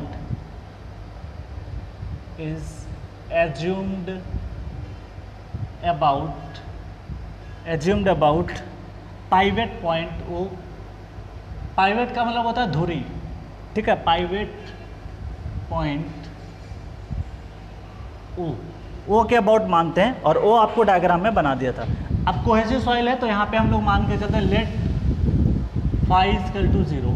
अगर फाई 0 मानोगे तो के क्या निकल के आएगा, 1 minus sine 0 divide by 1 plus sine 0। 1 minus 0 sine 0 0 होता है, ठीक है, ये तो पता होगा बेसिक टेक्नोमेट्री। दिस इज 1, ठीक है, तो k की वैल्यू कितनी आ गई 1। अगर k 1 है तो kp और k का समय मल्टीप्लिकेशन क्या होता है 1 के बराबर होता है। तो kp की वैल्यू अगर हमें निकालना हो तो हम लिख सकते हैं 1 अपान k, तो 1 अपान 1, तो इसकी वैल्यू निकल के आ जाती है kp इजकल टू 1। तो इस केस में हमारा जो फार्मूला निकल के आया, तो यहाँ पे फाई इजकल टू 0 के लिए हम लिख सकते हैं k बराबर kp। तो अगर कोहेसिव सॉइल है तो k और kp क्या हो जाएगा, बराबर हो जाएगा। इसका क्वेश्चन आपका अभी तक ना गेट में बना है, ना ईएस में बना है, ना सिविल सर्विसेज में बना है, ठीक है। इसके जो क्वेश्चंस आते थे पहले, मतलब देख सकते हो, इसका जो प्रॉब्लम बनता है इसमें ये पूछ सकता है, सिर्फ जो इंपॉर्टेंट पॉइंट बन के आता है। कोहेसिव सॉइल कोहेशनलेस सॉइल थी तो ओवरटर्निंग हम लोग एज्यूम किए थे किसके अबाउट, बेस के अबाउट। बट अगर कोहेसिव सॉइल हुई तो उसका ओवरटर्निंग किसके अबाउट एज्यूम करेंगे, हम लोग पॉइंट लेंगे ओ, बस इतना ध्यान रखना है, ठीक है। चलो ओके, चलो अगला केस है एंकर्ड शीट पाइल। इस पे भी आईएएस के मेंस में क्वेश्चन पूछे गए हैं। एंकर्ड शीट पाइल वाल, ठीक। Take movement about point P, take movement, इसमें जो खास बात है टेक मूवमेंट अबाउट पी, मतलब मेरे को जब न्यूमेरिकल सॉल्व करना होगा तो हम लोग बताएंगे कि टेक पॉइंट मूवमेंट किस पॉइंट के अबाउट लेना चाहिए, क्यों लेना चाहिए उसका रीज़न बताता हूँ। सपोज दैट कि ये है आपका, मान लेते हैं कुछ देर के लिए, ये है आपका सीट पाइल, ठीक है। चल, ये है सीट पाइल, यहाँ पे कोई पॉइंट पी है जिसके थ्रू हम लोग क्या कर रहे हैं, ये ग्राउंड है, दिस इज ग्राउंड, ठीक है। चल, ये पॉइंट पी है, दिस इज पॉइंट पी। इसको किसी रस्से के या किसी वायर की सहायता से एक वेट लगा देते हैं, heavy weight, this is weight, this is called dead weight, dead weight हम लोग क्या कर देते हैं, यहाँ पे लगा देते हैं ताकि इसको रोका जा सके, ठीक। तो एंकर का मतलब होता है कि ये अगर लग गया, अगर ये ना लगे तो इसको जनरली क्या बोलेंगे, कैंटिलीवर सीट पाइल बोलेंगे। अगर ये रस्से की सहायता से या किसी वायर की सहायता से इसको किसी डेड वेट की सहायता से आप बांध देते हो, प्रैक्टिकली देखा भी होगा, बहुत जगह ऐसा यूज़ किया जाता है। जैसे मान ले गांव में जो पोल देखा होगा, पोल का देखा होगा एक सिरा ऐसे बांध देते हैं, आपने देखा होगा, ये पोल है मान लिया, बिजली का तार है, तार इस तरीके से जाते हैं, आपने देखा होगा कि इस तरीके से नीचे बांध देते हैं ग्राउंड में एक साइड के वायर से, कुछ ऐसा ही ये भी रहता है। इसको रोकने के लिए हम लोग क्या करते हैं, एक रस्से की सहायता से बांध देते हैं, और गांव में देखा होगा जो पोल के पास में एक वायर होता है जो इसको रोकता है, ठीक है, ताकि ये ओवरटर्निंग ना हो जाए। सेम चीज़ यहाँ पे भी कर देते हैं। अब इसका डायरेक्शन थोड़ा हॉरिजॉन्टल रहता है, इसका डायरेक्शन आपका इंक्लाइंड रहता है, बस इतना अंतर है, ठीक। चल, ये पॉइंट आपका सी है, दिस इज पॉइंट सी, और दिस इज ड्रेज लाइन, ये तो आपकी पहले जैसे ही रहेगी, this is dredge line, this is dredge line, इसको बोलते हैं ड्रेज लाइन, ओके। ये प्रेशर आपका फर्दर वही पीपी काम करेगा, सेम कहानी रहेगी, और जो कहानी अभी तक पढ़ते आ रहे थे एक्टिव वाली, उस कहानी में भी कोई फ़र्क नहीं आएगा। दिस इज के गामा H प्लस डी, अगर ये डेप्थ आपकी डी हो, ठीक है। तो रिजल्टेंट इस पॉइंट को, ये पॉइंट मान लेना A, इसको B, इसको C, और बीच में कोई पॉइंट आप मान लेना, दिस इज O, ठीक है। और ये पॉइंट पे आपका काम कर रहा है, this is active earth pressure PA काम करेगा, ठीक है। चल, और इसका सेंट्रॉइड तो पता है किस पे काम करेगा, ये तो आप कहानी पूरी बताई रखी।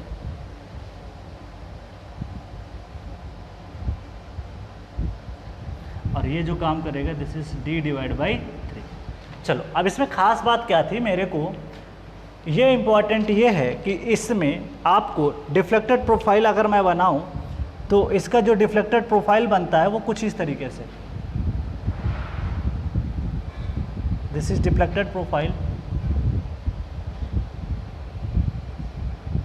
ये इसकी डिफ्लेक्टेड प्रोफाइल होती है, मतलब इसका जो डिफ्लेक्शन होता है वो कुछ इस तरीके से निकल के आता है। अब ये डिपेंड करता है कि सैलो है कि आपका डिप है। तो ये जो मैंने बनाया डायग्राम, ये डीप के लिए, डीप अगर सीट पाइल है, डीप सीट पाइल के लिए, तो ध्यान रखिएगा डीप सीट पाइल के केस में जो डिफ्लेक्टेड प्रोफाइल बनती है वो इस पॉइंट से, देखिए कहाँ पे बेंडिंग मोमेंट जीरो होगा उस पॉइंट को देख लेंगे, इस पॉइंट के अबाउट ओवरटर्निंग होगी तो यहाँ से प्रोफाइल पास होगी, ठीक। इस पॉइंट पे जीरो होगा तो यहाँ से पास करेगी, तो इस तरीके से हम लोग इसको बना सकते हैं, ठीक।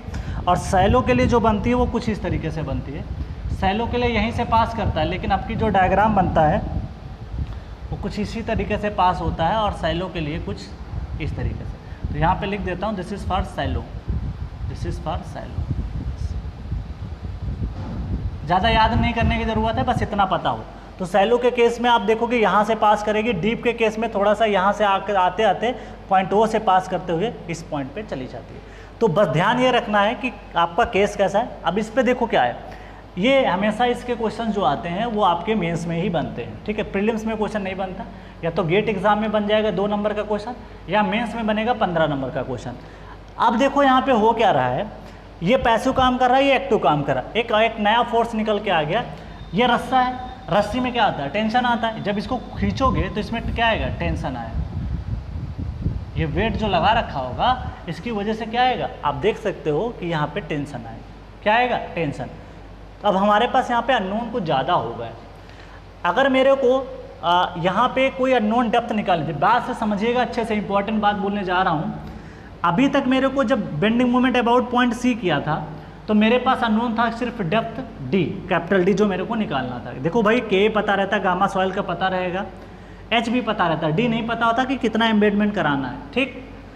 अब एक नई चीज़ आ गई कि भैया वेट लगा दिया तो इसमें टेंशन आएगा, तो एक अननोन ये भी हो जाएगा। मेरे को बताना होगा कि इसमें कितना टेंशन आ रहा है, तो ये बात एक अननोन हो जाएगी। इसको निकालना है तो एक काम करो, आपको डेप्थ भी निकालना है, दोनों चीज़ें निकालनी है। तो सबसे अच्छा तरीका ये है कि इसके अबाउट बेंडिंग मोमेंट जीरो कर दो, क्योंकि इसके अबाउट अगर बेंडिंग मोमेंट जीरो कर दोगे तो आपका इस पॉइंट के अबाउट ये वाला फोर्स क्या कर देगा, बेंडिंग मोमेंट जीरो देगा, बिकॉज ये जो फोर्स है वो इसके लाइन ऑफ एक्शन से पास कर रहा है। अगर कोई फोर्स अपने ही लाइन ऑफ एक्शन से पास कर जाता है, उसकी परपेंडिकुलर डिस्टेंस जीरो होती है, तो आप क्या कह सकते हो कि परपेंडिकुलर डिस्टेंस होने की वजह से अगर उसकी जीरो डिस्टेंस आएगी तो बेंडिंग मोमेंट भी क्या आएगा, जीरो। इसीलिए ये लिखा जा रहा है take moment about point B.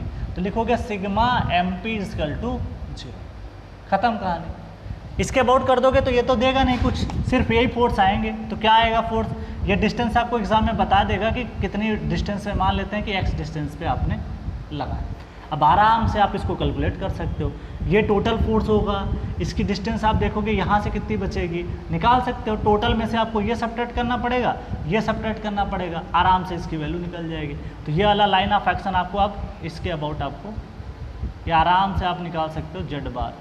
अब यहाँ पे काम करेगा, ठीक, क्योंकि मेरे को बेंडिंग मोमेंट अब यहाँ पे लेना है, ठीक है, अब बेस के अबाउट नहीं, अब आपको पॉइंट सी के अबाउट लेना है, ठीक। चलो उसके बाद में ये प्रेशर निकल के आएगा, इसकी कुछ ना कुछ यहाँ से डिस्टेंस होगी। तो क्वेश्चन करेंगे तो बेटर समझ में आएगा, यहाँ पे कुछ मान के करेंगे तो मज़ा नहीं आएगा, क्वेश्चन के साथ देखेंगे तो समझ में आ जाए। तो यहाँ से हमें सॉल्व करना पड़ेगा, सॉल्व फॉर डी, किसके लिए, डी के लिए। तो ये बात आपको समझ में आ गई। ये फोर्स क्या करेगा, T इंटू 0, T इंटू क्या आ जाएगा 0, तो ये तो 0 दे देगा इसकी वजह से, तो ये आपको याद रखना है, ठीक है। चल ये केस तो हमने कर लिया, अब एक केस लास्ट बचता है आज की क्लास का, उसको कर लेते हैं। तो पहले आप इसको कॉपी करें, उसके बाद में सारी चीज़ों को मैं बताता हूँ, ठीक है। अच्छा, अगला केस है जो है लास्ट केस हम लोग पढ़ने जा रहे हैं, पहले आप इसको लिख लें, उसके बाद में हम सारी चीज़ों को बताते हैं, ठीक है।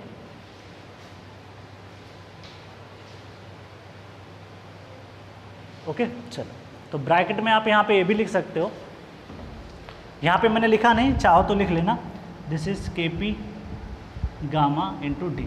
तो आप बेस पे ये इंटेंसिटी चाहो तो लिख देना, बट कोई दिक्कत नहीं, ठीक है। कुछ खेल नहीं इसमें, बस इतना दिमाग लगता मैं बता दूँ, सबसे बड़ी चीज़ इसमें डिस्टेंस का ही होता है। अगर आप सही से डिस्टेंस पता कर लोगे कि ये कितनी आ रही है, इस रिजल्टेंट PP से इसकी डिस्टेंस कितनी होगी, तो बाकी कोई दिक्कत वाली बात नहीं है। सबसे मेन यही है, बाकी इसमें कुछ भी नहीं। पुराने केस और इस केस में डिफरेंस क्या है, अभी तक इसके अबाउट ले रहे थे तो चीज़ें आसान थी, फोर्स डिस्टेंस PP डिस्टेंस, अब की बार कुछ कहानी बदल गई, अब की इसके बाद अबाउट लेना है, तो इसलिए थोड़ा सा ध्यान रखना है। चल अब मैं रफ कर रहा हूँ चीज़ों को, क्योंकि मेरे को अब लास्ट केस समझाना है आज।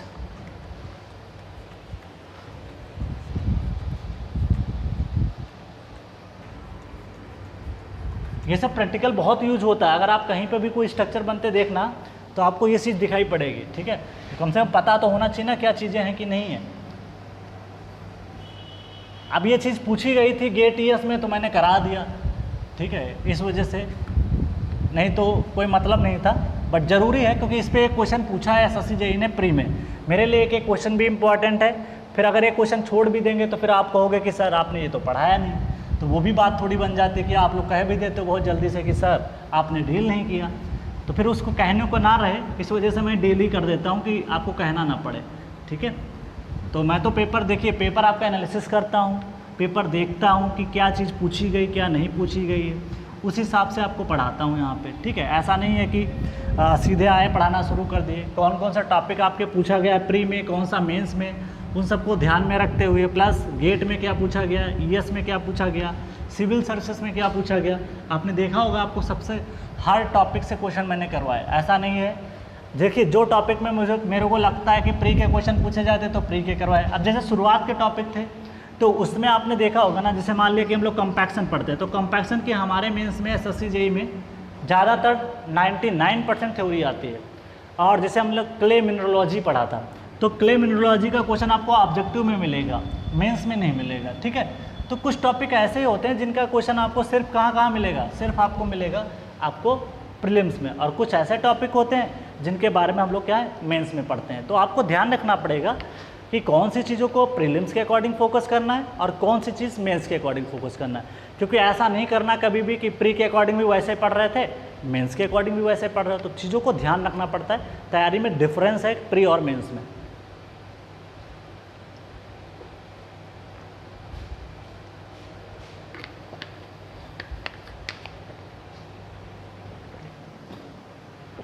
चलो ये बात समझ में आ गई। अब अपना लास्ट केस पढ़ते हैं, ठीक है। लास्ट केस है, इस पे गेट ने क्वेश्चन पूछ रखे हैं, एक दो बार क्वेश्चन इस पे पूछ रखे हैं, उसका केस हम लोग डील करते हैं, ठीक है। ये हेडिंग है डिटर्मिनेशन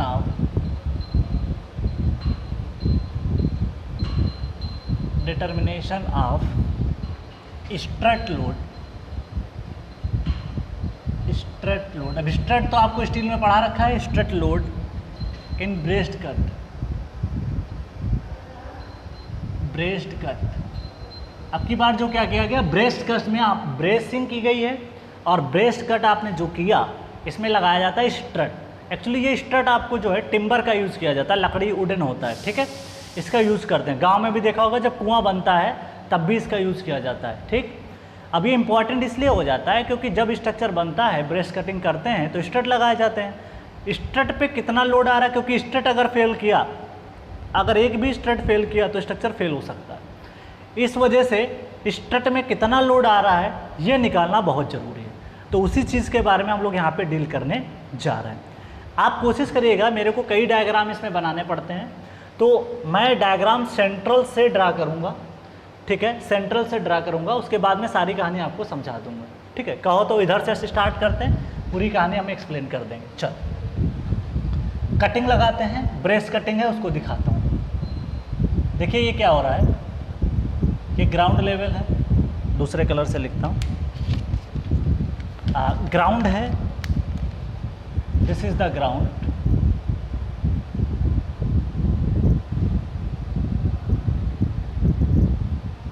दिस इज ग्राउंड, ठीक। ये है आपकी ब्रेस स्ट्रट लोड निकालना, तो ब्रेस कटिंग करते हैं, मिट्टी को कट करके इसको अंदर की तरफ लगा देते हैं, ठीक। इसको अंदर की तरफ हम लोग क्या करते हैं, थोड़ा और लेंदी बनाते हैं ताकि हमें समझाने में आसानी रहे। नीचे कुछ एम्बेडमेंट कर देते हैं, ग्राउंड के नीचे सॉइल मास रहती है, ठीक है, इस तरीके से आप इसको देख सकते हैं। ओके, चलो इस तरीके से आप देख सकते हो डायग्राम एकदम।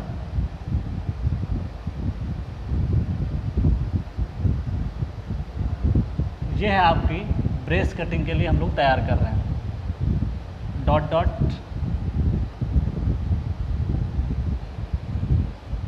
ज़मीन के अंदर इतना डेप्थ में हम लोग इसको कर देते हैं।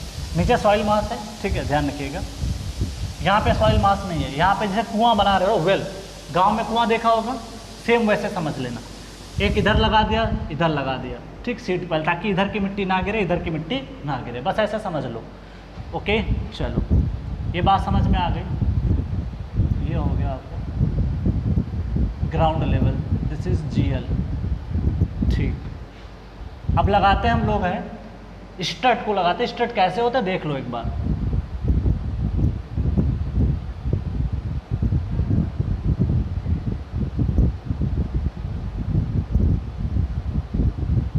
दिस इज स्ट्रट,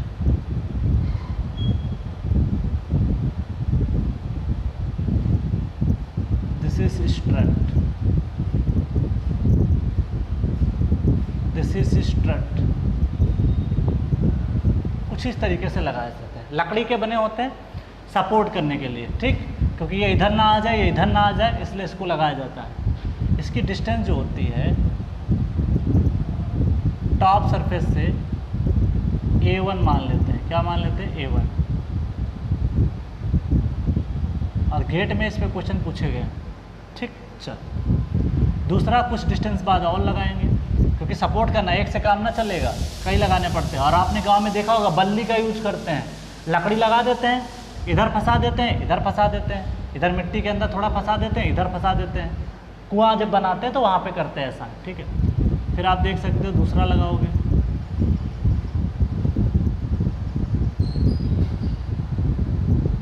ठीक है।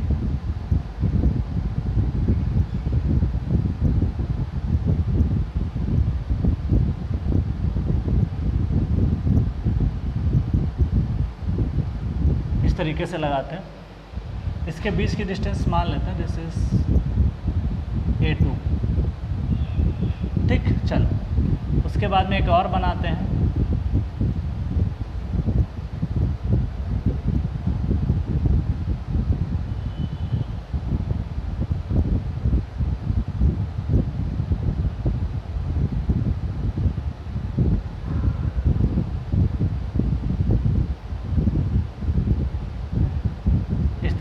सारी कहानी बना दी। ठीक है, तो किस तरीके से लगाया जाता है, स्ट्रट है।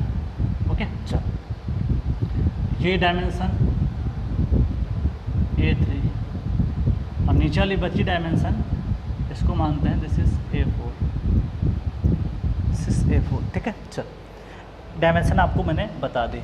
ठीक, चल इस स्ट्रट पे लोडिंग दिखा देता हूँ। मान लेते हैं, ठीक है, this is Q1, this is Q2, this is Q3। इस तरीके से लोडिंग आती है। अब इस डायग्राम को थोड़ा सा यहाँ पे इस साइड में दिखा देता हूँ। इसका एरिया, इसकी स्पेसिंग दे रखी है इसने।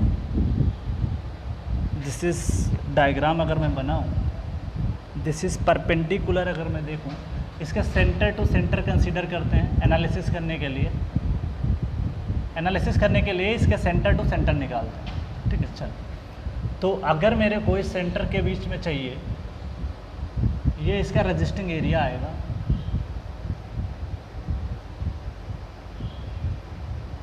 कुछ इस तरीके से रहेगा। ये रजिस्टिंग एरिया है। ठीक है, कितना रहेगा ध्यान दीजिएगा यहाँ पे। ये कितना है, A1 है, ये कितना है A2/2। तो this is A1 plus A2 divide by 2। ये तो इसकी डेप्थ हो जाएगी। ओके, और ये जो डायमेंशन है इसको बोलते हैं दिस इज B। यह समान रहेगी सबके बीच में। ये तो इसके लिए बताए, ऐसा नीचे वाले के लिए बनाओगे तो ये इसके सेंटर से इसके सेंटर तक की दूरी अगर मैं बनाऊँ, 3D डायग्राम बना रहा हूँ समझने के लिए, कुछ इस तरीके से बनेगा। और इसकी जो डेप्थ होगी, इसकी होगी, इसको मैं लिख रहा हूँ this is A2 divide by 2 plus A2 divide by 2 plus A3 divide by 2। ऐसे लिख सकते हो। क्यों?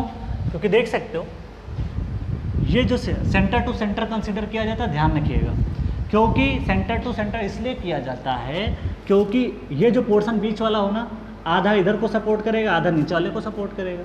यहाँ पे देखा गया ये जो लगाया गया, आधा ऊपर से सपोर्ट मिलेगा, आधा नीचे से सपोर्ट मिलेगा। बट ऊपर वाले में कोई स्ट्रट था नहीं, इसलिए इसको सिंगल लिया गया, इसलिए इसको सिंगल A1 ऐड किया गया। बट इसमें साझेदारी हो जाएगी। कैसे? ये बीच में दो लोग लगे हैं, दो लोग कहेंगे आधा मैं संभाल लेता हूँ, आधा आप संभाल लो। ठीक, तो इस तरीके से इसका आधा आधा वैल्यू आ गया। ओके, तो ये B वैल्यू तो आपकी सेम रहेगी। ये एरिया निकाल लेंगे। इसका एरिया मान लेते हैं। एरिया देखिए A1 निकाल के लाओगे, इसका एरिया निकाल सकते हो। ये वाला एरिया आएगा, ये एरिया आएगा। ठीक, कैसे आएगा? देखिए ये स्ट्रेट है, ये एरिया इस तरीके से, ये स्ट्रेट का जो वार था, ये स्ट्रेट इस पर ऐसे काम कर रहा था, तो परपेंडिकुलर एरिया हमेशा लिया जाएगा। तो मेरे को एरिया चाहिए, तो एरिया क्या निकल के आएगा, जो विड्थ होगी और उसकी जो डेप्थ होगी A1 plus A2 divide by 2। ऐसे इसका एरिया A2 मान लेते हैं, इसका एरिया निकल के आएगा B into A2 plus A2, इसका कॉमन ले सकते हो 2, तो A2 plus A3 divide by 2। उसके बाद में इसको हम लिख सकते हैं नेक्स्ट वाले एरिया को। ध्यान दीजिएगा, यहाँ पे नेक्स्ट वाला जो एरिया है इसने कितना कंसीडर किया है, A3 plus A4 by something. तो इसके सेंट्रॉइड तक आप जाओगे, this is centre, this is centre. तो यहाँ पे भी जो एरिया आएगा कुछ इस तरीके से आएगा, थोड़ा सा ऐसे समझाने के लिए बना रहा हूँ बस। तो ये जो डेप्थ आ जाएगी this is A3 plus A4 divide by 2। आधा ये पोर्शन ले जाएगा, आधा पोर्शन ये में आ जाएगा। ठीक, तो A3 प्लस A/4, तो this is A3 is equal to B time A3 plus A4 divide by 2। अब देखो जो A4 का ये आधा पोर्शन बचता, ध्यान दीजिएगा यहाँ पे जो नीचे का पोर्शन बचता है ना, ये वाला पोर्शन इसको सपोर्ट कर लेगी। जो नीचे की सॉइल मास होगी ना, ये नीचे एक्चुअली सॉइल मास है, तो नीचे क्या रहता है, सॉइल मास रहता है। ऊपर तक आपने कटिंग की है, ये सारा मास कट रहता है, ये सॉइल मास को निकाल चुके हो आप। तो जो नीचे की सॉइल मास होती है, जो एम्बेडमेंट डेप्थ नीचे की तरफ है, ये नीचे वाले पोर्शन को सपोर्ट करेगी, जो आपकी ये वाली वैल्यू बचती है। तो यहाँ पे लिख सकता हूँ A4 टेकन बाई, ये जो वैल्यू आपकी निकल के आएगी, this value is A4 divide by 2 taken by soil mass below. ये जो बिलो सॉइल मास है वो ले लेगा। ठीक है, तो जो बीच में है उसको सपोर्ट करने के लिए आपने स्ट्रट लगाए, तो उसका एरिया के हिसाब से मैंने आपको बता दिया। ठीक, चलो ये तो कहानी हो गई। B is the horizontal spacing between strut, तो मैं लिख देता हूँ this is B is the horizontal spacing between strut, इनके बीच में जो हॉरिजॉन्टल स्पेसिंग होती है उसको हम लोग कंसीडर करते हैं बी, ठीक है। तो this is called horizontal spacing between the strut. Okay, चल अब यहाँ पे इसी डायग्राम के साथ इसके स्ट्रेस को डायग्राम को भी ड्रा करते हूँ साथ में। तो इसको मैं फर्दर एक्सटेंड कर रहा हूँ, यहाँ पे ध्यान रखिएगा, जो डायग्राम होता है उसको मैं ड्रा कर रहा हूँ। एक्चुअली क्या है, मेरे को यहाँ पे इसका एरिया तो पता चल गया, अब लोड निकालना है, तो लोड लगाने के लिए कितना स्ट्रेस के ऊपर, इस स्ट्रट के ऊपर कितना स्ट्रेस आता है उसको देखना है। मतलब पार्टिकुलर इस स्ट्रट के लिए कितना स्ट्रेस होगा, इस स्ट्रट के लिए कितना स्ट्रेस होगा, वो हमको यहाँ पे दिया गया है। क्या दिया गया है? फॉर डेंस ऑयल, मैं लिख देता हूँ, सबके लिए वैल्यू दी गई है, इसको आपको रटना नहीं मानना है, आपको एग्जाम में मिल जाएगा या तो आपको एज्यूम करना पड़ेगा। तो ये अप्रॉक्सीमेट एनालिसिस है। तो इसकी जो इंटेंसिटी होती है वो इंटेंसिटी एग्जाम में गेट में क्वेश्चन पूछा 2 नंबर का है। अगर आप गेट के स्टूडेंट्स हैं तो आप देख लीजिएगा जा करके प्रीवियस ईयर क्वेश्चन कहीं पे, तो गेट के एग्जाम में क्वेश्चन पूछा गया है, इसकी जो इंटेंसिटी है उसको माना गया है 0.65 KA गामा H, ठीक है। तो ध्यान रखिएगा H इसकी जो हाइट है वो H मान लेना इस तरीके से आप, दिस इज H, ओके। चल, तो ये H आपको दे दी गई है, ये भी इंटेंसिटी आ जाएगी, दिस इज 0.65। ध्यान रखिएगा ये स्टैंडर्ड वैल्यू है, इसमें हम लोग कुछ नहीं कर सकते क्योंकि ये आपको निकाल के लाया गया है, साइंटिस्ट ने दे दिया कि भैया जब कोई स्ट्रिट लगाया जाता है तो एक कांस्टेंट वैल्यू रहती है और उसकी अप्रॉक्सीमेट आंसर आता है 0.65 K इंटू गामा H। अब यहाँ से मिट्टी आप निकाल चुके हो, मिट्टी अगर रही होती तो सीधे K इंटू गामा H लेते, अब मिट्टी आप निकाल चुके हो, उसकी जगह पे आपने लगाया स्ट्रट, तो जब मिट्टी थी तो उसको इंटेंसिटी मिल रही थी K इंटू गामा H की, जब आपने लगाया स्ट्रट तब आपको इंटेंसिटी मिल रही है इसकी है 0.65 into K into gamma H। मतलब स्ट्रट लगाने से इसको इंटेंसिटी मिली, कांस्टेंट वैल्यू मिल रही है। ध्यान रखिएगा यहाँ पे भी वही वैल्यू है, बेस पे भी वही वैल्यू है। क्यों मिला? क्योंकि यहाँ पे जैसा इसका बिहेवियर यहाँ पे रहेगा वैसे यहाँ पे रहेगा, वैसे यहाँ पे रहेगा, ठीक। और ये वुडन के बनाए जाते हैं, लकड़ी के बनाए जाते हैं। तो कुआं जब बनता गाँव में था तो बल्ली लगा देते थे, तो एक तरीके की ये बल्ली है, ठीक है। चल, अब कहानी है ये किसके लिए है इसको लिख देता हूँ। ये दिस इज फॉर मॉइस्ट और डेंस सैंड के लिए है। तो ध्यान रखिएगा एग्जाम में क्वेश्चन पूछेगा कि ये जो प्रोफाइल होती है वो किसके लिए होती है, तो आपको एग्जाम में तो ये डायग्राम बना के 4 दे देगा कि बताओ स्ट्रट के केस में स्ट्रेस का डिस्ट्रीब्यूशन, प्रेशर इंटेंसिटी का डिस्ट्रीब्यूशन कैसा होता है, तो एक कांस्टेंट होता है।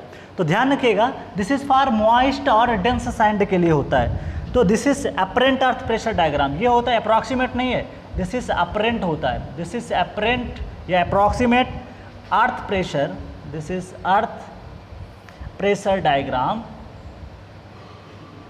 अर्थ प्रेशर डायग्राम,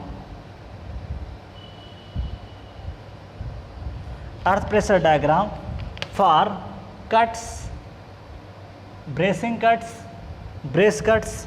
इसको दिया था पेक हैंसन ने, पेक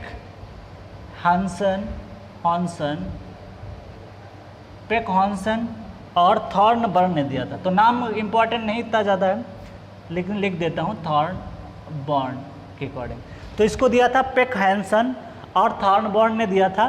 तो ये डायग्राम आपको ध्यान रखना है। नेक्स्ट बात कर ले, अभी स्ट्रेस लिख देता हूँ फिर पूरा कैलकुलेशन बता देता हूँ, ठीक है। चल, नेक्स्ट जो डायग्राम बन के आता है वो कुछ इस तरीके से रहता है।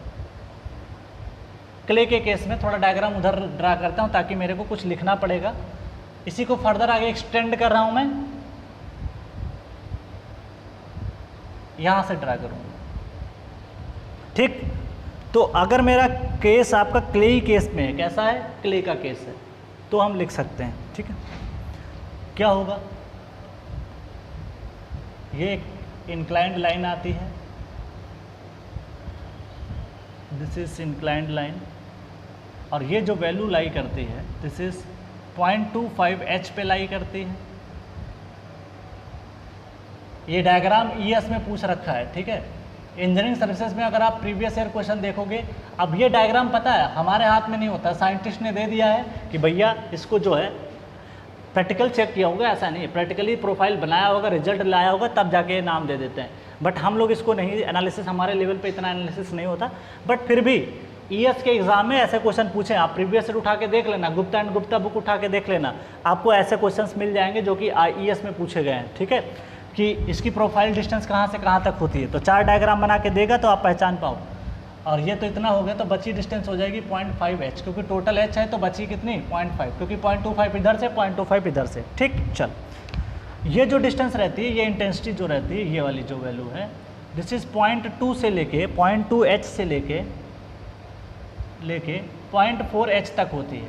मतलब ये जो इंटेंसिटी आपको दिखाई पड़ रही है, इसकी जो वैल्यू है, ये जो डेप्थ होती है, जो हाइट होती है डायग्राम की, ये वाली वैल्यू, ये 0.2h से लेके 0.4h तक होती है। ठीक, चलो व्हेन, ये कब होता है, ये क्ले का केस है। क्ले के केस में ऐसा लिखते हैं, clay when this is gamma H upon CU less than or equal to 4। ये तभी लिख सकते हो जब गामा एच अपान CU की value less than or equal to 4 है, less than or equal to 4 है। CU क्यों लिखा गया, बिकॉज यहाँ पे जो कंडीशन ली जाती है वो अनड्रेन ली जाती है। जब भी यहाँ पे एक्सकवेशन किया जाता है, मिट्टी निकाली जाती है यहाँ से, तो वो प्रोसेस ऐसा नहीं कि महीने भर से 2 महीने 4 महीने चल रहा है। आती है मशीन और चुपचाप JCB लगाती है और उसको मिट्टी को निकालती है, कितनी जल्दी निकल जाती है, बस 1 से 2 दिन में काम खत्म हो जाता है। तो ये बताओ, ये स्टेबिलिटी किसकी बात कर रहा है, इनिशियल स्टेबिलिटी की बात कर रहा है या लॉन्ग टर्म स्टेबिलिटी की बात कर रहा है? ये इनिशियल स्टेबिलिटी की बात कर रहा है। क्या इनिशियल स्टेबिलिटी में आप पानी ड्रेन करा पाओगे? नहीं करा पाओगे, बिकॉज क्लेई सॉइल है, परमेबिलिटी बहुत लो होती है और एक्सकवेशन 1 से 2 दिन में ख़त्म हो जाता है। इसलिए इसको जब हम लोग एनालिसिस करते हैं वो अनड्रेन्ड कंडीशन में करते हैं। बट यही कहानी अगर लॉन्ग टर्म होती तो इसको हम लोग ड्रेन्ड लिखते। तो यहाँ पे जो पैरामीटर लिखा गया है CU लिखने का कारण है दिस इज अनड्रेन्ड कंडीशन। मैं लिख देता हूँ this is CU because of undrained condition. ठीक है, अनड्रेन्ड कंडीशन लिख सकते हो, undrained condition because excavation is fast, because excavation जो मिट्टी की खुदाई होती है, एक्सकवेशन इज फास्ट। तो ये कहानी हो गई फास्ट की। ठीक, चलो अब एक और डायग्राम ड्रा होता है जब वैल्यू आपकी कुछ बदली हो, तब भी लिख देता हूँ। तो इसको मैं डायग्राम को बनाता हूँ कुछ इस तरीके से, इसी के करेस्पॉन्डिंग लेके आओ। ठीक है, दिस इज 0.25h और ये वैल्यू निकल के आती है। थोड़ा सा डायग्राम और बड़ा बना सकते थे but not a big issue, समझना ज़रूरी है। ठीक है, चल ये चीज़ को मैं मेंशन कर देता हूँ। ठीक है, ये भी फॉर क्ले है और जब gamma H upon CU less नहीं ग्रेटर हो जाए 4, ठीक है, तो ग्रेटर। ओके, चल तो इस चीज़ का थोड़ा सा आपको ध्यान रखना पड़ेगा। ये सारी कहानी मैंने बता दी, तो ध्यान रखिएगा। ये आपके ईएस के एग्ज़ाम में पूछ रखा है। क्या पूछा है कि बताओ कि अगर आपका सॉइल का केस आपका सैंड है तो कैसा डायग्राम बनेगा। सैंड के केस में मतलब डेंस सैंड है तो उस केस में कोई दिक्कत नहीं होती, डेंस सैंड के केस में ये वैल्यू कांस्टेंट रहती है। बट क्ले के केस में ये कांस्टेंट नहीं रहती है, 0.25h तक जा करके ये वैल्यू कांस्टेंट रहती है, उसके बाद जा करके वेरी करती है, फिर कांस्टेंट हो जाती है। तो इस दोनों साइड से आपको ध्यान रखना पड़ेगा। क्ले के केस में ऐसा नहीं होता है। ठीक है, उसके बाद में आता है नेक्स्ट केस, अगर ये गामा एच अपान CU की वैल्यू ग्रेटर देन 4 हो जाए। ये ग्रेटर कब हो सकती है ये तो आप बता ही सकते हो। ये तो डिपेंड करेगा गामा के ऊपर और हाइट के ऊपर डिपेंड करेगा और CU पे डिपेंड कर रहा है। ये टर्म पूरी तरीके से, ये डायग्राम डिपेंड कर रहा है gamma into H upon CU पे डिपेंड कर रहा है। अगर सॉइल का CU ज़्यादा है तो ये वैल्यू कम निकल के आ जाएगी, तब तो हमारा डायग्राम यही निकल के आ जाएगा। ठीक है, चल CU ज़्यादा कब होगा, जब उसकी कन्फाइंड CU ज़्यादा तब निकल के आता है जब वो स्टिफ रहती है, थोड़ा हार्ड रहती क्ले है। तो जब कोहेसिव सॉइल हार्ड रहती है तब CU की वैल्यू क्या निकल के आती है, ज़्यादा निकल के आती है। तो इस तरीके से आप इसको देख सकते हो। इसमें कोई लॉजिक बहुत ज़्यादा नहीं रहता, इसको आपको थोड़ा सा ध्यान रखना पड़ेगा। अब देखो इसका कैलकुलेशन करते हैं। पहला जो मेरा केस एग्जाम में पूछा जाता है गेट के, वो ये पूछा गया था, ये वाले पे। तो फिर लिख रहा हूँ दिस इज फॉर डेंस और मॉइस्ट सैंड। इसके केस में मेरे को लोड निकालना कि इस स्ट्रेट पे कितना लोड आ रहा है। मैंने स्ट्रेस का डिस्ट्रीब्यूशन बना दिया, आप इसके करस्पॉन्डिंग जाओगे तब भी स्ट्रेस उतनी आ जाएगी। चाहे इस वाले पॉइंट के करेस्पॉन्डिंग, यहाँ पे इसके करेस्पॉन्डिंग जाओगे, दिस इज इसके करेस्पॉन्डिंग जाओगे तब भी आपको मिल जाएगा सेम, इसके करेस्पॉन्डिंग आप जाओगे तब भी आपको इंटेंसिटी तो सेम ही मिलेगा रे ना। इस पॉइंट पे 0.65 के गामा एच है, यहाँ पे भी वही है, यहाँ पे भी वही है, यहाँ पे भी वही है, क्योंकि रेक्टेंगुलर डायग्राम है। तो क्या लिख सकते हो, अगर मेरे को लोड कैलकुलेशन करना हो तो दिस इज डेंस सैंड और moist sand, load on strut, load on strut. तो मान लेते हैं कि पहले वाले पे स्ट्रट के ऊपर लोड आ रहा है Q1, तो Q1 लोड क्या होता है, लोड होता है stress into area, stress into area, या इसको लिख सकते हो pressure into area, pressure into area. तो प्रेशर बोलो कितना है, प्रेशर तो कांस्टेंट है 0.65 KA gamma H into area क्या लिख सकते हो A1। A1 की वैल्यू आपने निकाल रखी है कितनी, B टाइम, इसको मैं मल्टीप्लाई कर देता हूँ, this is B time, this is B into A1 plus A2 divide by 2। उसके बाद में Q2 आता है, इसको फिर लिख सकते हो क्या, स्ट्रेस तो वही रहनी है K गामा एच इंटू, आप बताओ एरिया अब इसके लिए कितना आएगा, B time, this is A2 plus A3 divide by 2। फिर आते हैं, ये तो Q2 हो गया, Q3 पे आते हैं, दिस इज 0.65, अब गेट ने पूछ रखा है तो पढ़ाना तो पड़ेगा ही, gamma H into B A3 plus A4 divide by 2।